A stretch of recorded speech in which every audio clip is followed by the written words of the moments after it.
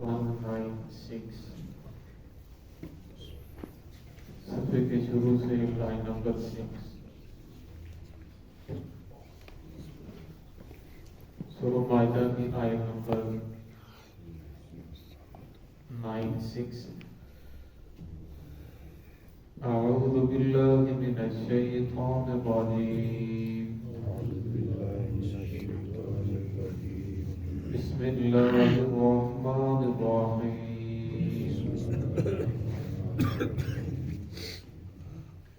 جعل اللہ الکعبۃ البیت الحرام قیاما للناس والشهر الحرام والهدي والقلائد ذلك لتعلموا أن الله يعلم ما في السماوات وما في الأرض وأن الله بكل شيء عليم اعلموا أن الله شديد العقاب وأن الله غفور رحيم ما على الرسول إلا البلاغ والله يعلم ما تبدون وما تكتمون بسم الله الرحمن الرحيم جعل الله الكعبة البيت الحرام قياما للناس والشهر الحرام والهدي والقلائد ذلك لتعلموا أن الله يعلم ما في السماوات وما في الأرض وأن الله بكل شيء عليم اعلموا أن الله شديد العقاب وأن الله غفور رحيم ما على الرسول إلا البلاغ والله يعلم ما تبدون وما تكتمون جعل اللہ الکعبۃ البیت الحرام بنایا اللہ رب العزت نے کعبۃ اللہ کو جو عزت والا گھر ہے قیاما للناس لوگوں کے قیام کی جگہ لوگوں کے قائم رہنے کی جگہ والشہر الحرام اور عزت والے مہینے کو والہدی اور ہدی والے جانور کو والقلائد جس کے گلے کے اندر کلادہ ہو پٹا ہو ذالک لتعلموا ان اللہ یعلم ما فی السماوات یہ اس وجہ سے تاکہ تم جان لو بے شک اللہ رب العزت جانتا ہے جو کچھ آسمانوں میں ہے وما فی الارض جو کچھ زمینوں میں ہے وان اللہ بکل شیء علیم اور اللہ رب العزت ہر چیز کا جاننے والا ہے اعلموا ان اللہ شدید العقاب جان لو بے شک اللہ رب العزت سخت پکڑنے والے ہیں وان اللہ غفور رحیم اور اللہ رب العزت بڑے بخشنے والے اور رحیم ہیں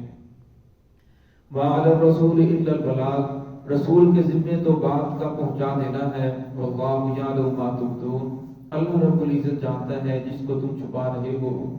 ما تبدون جس کو تم ظاہر کر رہے ہو وما تکتمون اور جس کو تم چھپا رہے ہو اس پہلی آیت کے اندر اللہ رب العزت نے کعبۃ اللہ کی عظمت کو بیان فرمایا کہ کعبہ کو اللہ رب العزت نے عظمت والا احترام والا گھر بنایا ہے، اور فرمایا قیام للناس، یہ لوگوں کے قائم رہنے کی جگہ ہے۔ جب تک کعبۃ اللہ قائم ہے لوگ قائم ہیں، جب کعبۃ اللہ کو گرا دیا جائے گا، لوگ ختم کرنے کی کوشش کریں گے، یہ ساری کی ساری دنیا ختم ہو جائے گی۔ حدیث پاک میں آتا ہے، عائشہ صدیقہ رضی اللہ تعالیٰ عنہ فرماتی ہیں کہ جس وقت مکہ فتح ہوا تو رسول اللہ صلی اللہ علیہ وسلم نے فرمایا، عائشہ میرا دل چاہتا ہے کہ اس کعبۃ اللہ کو گرا کر اس کی پہلی شکل کے اوپر تعمیر کر دوں، یعنی مستطیل نما، لیکن مجھے اس بات کا ڈر ہے کہ یہ لوگ نئے نئے مسلمان ہوئے ہیں، تیری قوم نئی نئی مسلمان ہوئی ہے، اور یہ اسی بات کے اندر پھنس کر نہ بیٹھ جائیں کہ کعبۃ اللہ کو کیوں گرایا، اسے ایسے کیوں کیا گیا، اس وجہ سے میں نے اسے نہیں گرایا، ورنہ میرا جی تو یہ چاہتا تھا کہ اسے گرا کر مستطیل نما بنا دوں۔ پھر اس کے بعد جس وقت حضرت معاویہ رضی اللہ تعالیٰ کے بعد یزید کی حکومت قائم ہوئی تو حضرت عبداللہ بن زبیر رضی اللہ تعالیٰ عنہ نے یزید کی حکومت تسلیم کرنے سے انکار کر دیا، اور مکہ کے اندر انہوں نے اپنی حکومت قائم کی، اور پھر انہوں نے بیت اللہ کو گرا کر مستطیل نما بنایا۔ اور پھر اس کے بعد جس وقت مروان کا دور آیا، ولید بن مروان کا، تو حجاج بن یوسف نے مکہ مکرمہ کے اوپر حملہ کیا، حضرت عبداللہ بن زبیر رضی اللہ تعالیٰ عنہ کو شہید کر دیا، اور اس نے اتنی سخت باری کی کہ جس کی وجہ سے شیل جل پھینکے، جس کی وجہ سے کعبۃ اللہ کے جو پردے تھے وہ بھی کافی سارے جل گئے، دیواروں کو بہت زیادہ نقصان پہنچا۔ پھر اس نے حضرت عبداللہ بن زبیر رضی اللہ تعالیٰ عنہ کی ضد کے اندر آ کر بیت اللہ کو گرا دیا، اور گرانے کے بعد پھر دوبارہ اسے چورس نما، یعنی جس طرح قریش والوں نے تعمیر کیا تھا اسی طرح تعمیر کیا اور حدید کی جگہ چھوڑ دی۔ اور پھر ولید بن جب عبد المالک بن مروان وہ مکہ کے اندر آیا تو اس نے کہا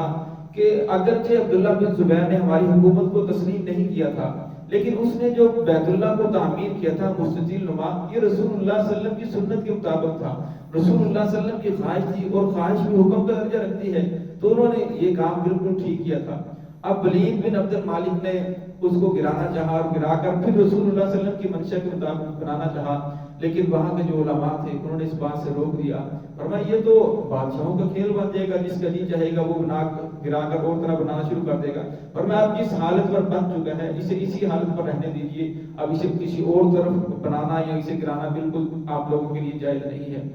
پھر علماء نے جب ان کی مخالفت کی تو پھر ولید اس بات سے رک گیا۔ پھر اس وقت سے لے کر آج تک بیت اللہ ہے وہ اسی اپنی شکل کے اندر موجود ہے۔ سعودیہ والوں نے مسجد حرام کو گرایا اور بڑی وسیع بنائی، مسجد نبی کو اس کے اوپر بڑا پیسہ خرچ کیا، لیکن بیت اللہ کو انہوں نے اپنی اصلی حالت کے اوپر ہی رہنے دیا، اس کے اندر ٹائل وغیرہ تو لگائی، چھت کو ہی مضبوط کیا، کپڑا بھی ہر سال اس کا غلاف تبدیل کرتے ہیں، لیکن اس کو اپنی اصلی شکل کے اندر ہی رہنے دیا۔ جس وقت قریش کعبۃ اللہ کو تعمیر کر رہے تھے تو انہوں نے یہ بات طے کی تھی کہ اللہ کا گھر ہے، اس کے اوپر ہم نے رشوت کا، سود کا اور اسی طرح حرام کا پیسہ لگانا، حلال پیسہ جو ہوگا وہی بیت اللہ کے اوپر خرچ کیا جائے گا۔ اب ان لوگوں کے پاس اتنا پیسہ نہیں تھا کہ جس کی وجہ سے وہ پورے کو تعمیر کرتے، حتیم کی جگہ ان لوگوں نے چھوڑ دی، کیونکہ ان کے پاس پیسہ نہیں تھا، جتنا پیسہ تھا وہ لگا دیا۔ اس کے اندر بھی اللہ رب العزت کی حکمت ہے، اللہ رب العزت نے یہ غرباء کے لیے، بادشاہ جو وہ تو کعبۃ اللہ کے اندر جاتے ہیں، لیکن جو لوگ حتیم کے اندر نفل پڑھتے ہیں، نماز پڑھتے ہیں، وہ بھی ایسے ہی ہیں جیسے ان لوگوں نے کعبۃ اللہ کے اندر نماز پڑھی، کیونکہ یہ بھی کعبۃ اللہ کی جگہ تھی، ان لوگوں کے پاس اتنا پیسہ نہیں تھا تو اس لیے اسے چھوڑ دیا گیا۔ تو یہاں اللہ رب العزت فرمایا جعل اللہ الکعبۃ البیت الحرام، اللہ رب نے بنایا کعبۃ اللہ کو بیت الحرام جو عزت والا گھر ہے، قیام للناس لوگوں کے قائم رہنے کی جگہ، جب تک ہمیں کعبۃ اللہ قائم ہے لوگ قائم ہیں۔ بخاری شریف کی روایت ہے، رسول اللہ صلی اللہ علیہ وسلم نے فرمایا کہ قرب قیامت نزدیک حبشہ کا ایک کالا کافر جس کا چھوٹا سا قد ہوگا، بریک بریک اس کی پنڈلیاں ہوں گی، ٹیڑھی پنڈلیوں والا، فرمایا وہ آ کر کعبۃ اللہ کو گرانے کی کوشش کرے گا۔ فرمایا بیت اللہ سے 3-4 میل کے فاصلے پر بیدا کے مقام پر جدہ کی طرف، فرمایا وہ اس کی کچھ فوج جو ہوگی وہ زمین کے اندر دھس جائے گی، لیکن باقی فوج کو لے کر کعبۃ اللہ کے اوپر حملہ آور ہوگا اور اپنی فوج کو کہے گا کہ بیت اللہ کو گرا دو، کعبۃ اللہ کو گرا دو۔ فرمایا ادھر سے اللہ رب العزت اسرافیل علیہ السلام کو فرمائیں گے کہ سور پھونک دو، فرمایا سور پھونک دیا جائے گا اور ساری کی ساری دنیا تباہ و برباد ہو جائے گی، ساری دنیا کا نظام بدل جائے گا۔ تو اللہ رب العزت نے فرمایا کہ جب تک کعبۃ اللہ قائم ہے، لوگ قائم ہیں، انسانیت قائم ہے، جب کعبۃ اللہ کو گرا دیا جائے گا اور کعبۃ اللہ کو گرانے کی کوشش کی جائے گی، ساری دنیا ختم ہو جائے گی، نظام درم برم ہو جائے گا۔ اگر اللہ رب فرمایا والشہر الحرام، اور فرمایا حرمت والا مہینہ، عزت والا مہینہ، حدیث پاک میں آتا ہے کہ 4 مہینے حرمت والے ہیں۔ اسی طرح جو ہے ذی القعدہ، ذی الحج، محرم، اور اسی طرح رجب کے بارے میں آتا ہے ذی القعدہ، ذی الحج،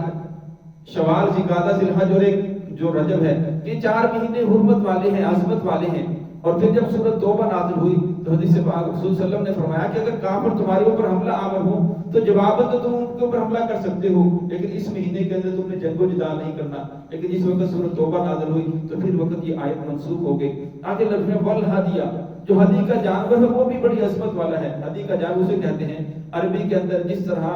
قربانی کے جانور کو عربی کے اندر اضحیہ کہا جاتا ہے، تو جو کعبۃ اللہ کے اندر جسے ذبح کیا جائے اسے عربی کے اندر ہدی کہا جاتا ہے، کہ جسے کعبۃ اللہ کے اندر ہی جا کر ذبح کیا جاتا تھا۔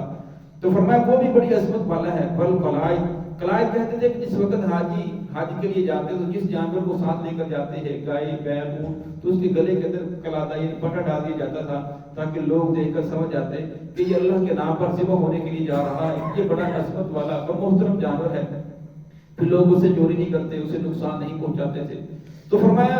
کہ جس چیز کی نسبت اللہ کے ساتھ جڑ جاتی ہے، اب ایک جانور ہے اس کی نسبت اللہ کے ساتھ جڑی تو اللہ فرمایا کہ یہ بڑی عظمت والا ہے، یہ بڑا محترم ہے۔ اور فرمایا جو لوگ اہل اللہ ہیں، جو اللہ اللہ کرنے والے ہیں، جو سارا دن اللہ اللہ کی رٹ لگانے والے، اللہ کے ہاں ان کا کیا مقام ہوگا۔ تو فرمایا جو انسان کی نسبت اللہ کے ساتھ ہو جاتی ہے، فرمایا اللہ کے ہاں وہ بھی محترم بن جاتا ہے۔ اگلے لفظ فرمایا ذالک لتعلموا، یہ اس وجہ سے اللہ رب العزت نے اپنے احکام نازل فرمایا تاکہ تم جان لو، ان احکام کے اندر غور کرو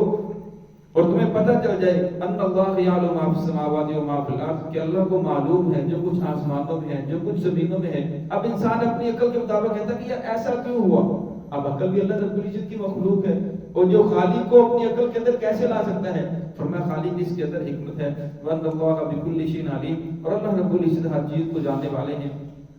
آگے پھر اللہ نے شاہ فرماتے ہیں اللہ کو جان لو ان اللہ شدید العقاب، اللہ کی پکڑ بڑی سخت ہے، شدید العقاب، اللہ بڑے سخت پکڑنے والے ہیں۔ اور میں اللہ رب البندے کو ڈھیل دیتے ہیں، ایک بندہ بار بار گناہ کر رہا ہے، بار بار دھوکہ دے رہا ہے، بار بار کسی کو تنگ کر رہا ہے، اب وہ بڑا خوش ہے کہ مجھے تو کسی نے کچھ نہیں کہا، فرمایا کچھ نہیں کہا، اس کا بہت کچھ بگڑ چکا ہے۔ فرمایا یہ دنیا کی آنکھ بند ہونے کی دیر ہے، جب آخرت کی آنکھ کھلے گی پھر اسے پتہ چلے گا او میں نے کیا کر لیا، میں نے کتنا کچھ بگاڑ لیا، میرا کتنا کچھ بگڑ گیا۔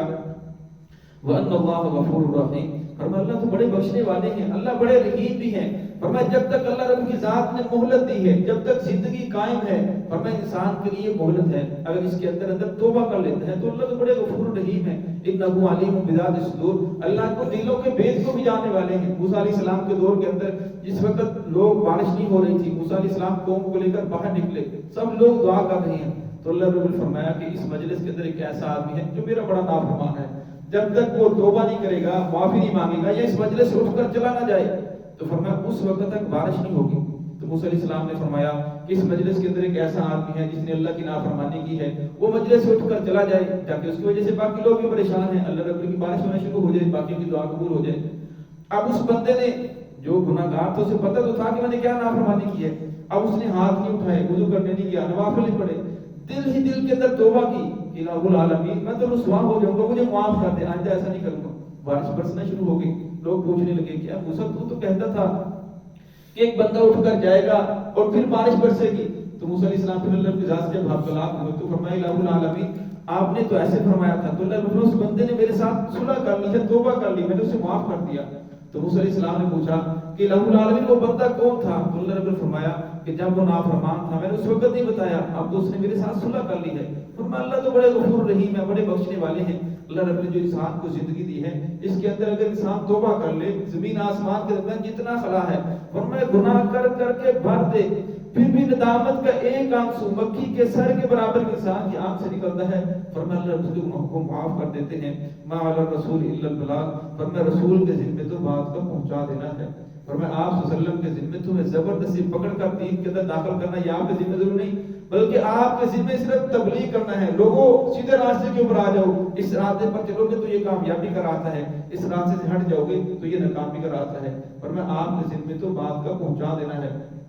فرمایا حساب لینا یہ اللہ رب العزت کا کام ہے. فرمایا پھر اگر تم بات کو نہیں مانو گے, فرمایا پھر ایک دن آنے والا ہے جس سے اللہ رب العزت کے سامنے تمہاری پیشی ہوگی. واللہ یعلم ما تبدون وما تکتمون. فرمایا جو تم ظاہر کرتے ہو, جو تم چھپا رہے ہو, فرمایا وہ تم ایک دوسرے سے تو چھپا سکتے ہو لیکن اللہ کی ذات سے کچھ نہیں چھپا سکتے. فرمایا اللہ تو ہر چیز کو, اللہ کی ذات کو تو ہر چیز معلوم ہے. اس لیے فرمایا کہ ہر وقت اللہ کی ذات کو اپنے سامنے رکھو. جو بھی کام کرو تو ہر وقت دل کے اندر استحضار رہنا چاہیے کہ اللہ کی ذات مجھے دیکھ رہی ہے, اللہ کی ذات کے ہر بات سے آگاہ ہے, میں جو کچھ کر رہا ہوں اللہ کی ذات کو معلوم ہے. پھر انسان کے لیے سیدھے راستے پر چلنا آسان ہو جاتا ہے. دعا ہے کہ اللہ رب العزت تمہیں دین کی صحیح سمجھ عطا فرمائے.